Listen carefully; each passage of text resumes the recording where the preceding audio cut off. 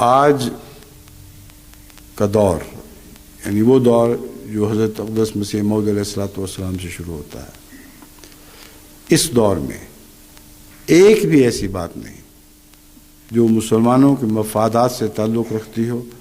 اور اس کا آغاز حضرت مسیح موعود علیہ الصلوۃ والسلام اور یا آپ کے غلاموں نے نہ کیا ہو۔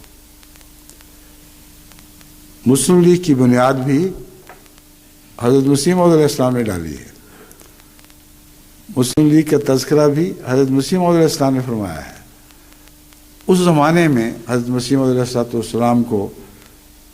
لازم الہاماً اس طرح توجہ پیدا ہوئی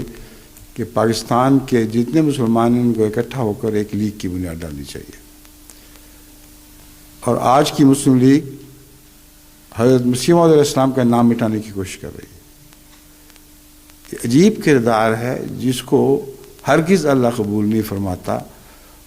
اور اس کا بد اثر کچھ دیکھ رہے ہیں، کچھ اور بھی دیکھیں گے۔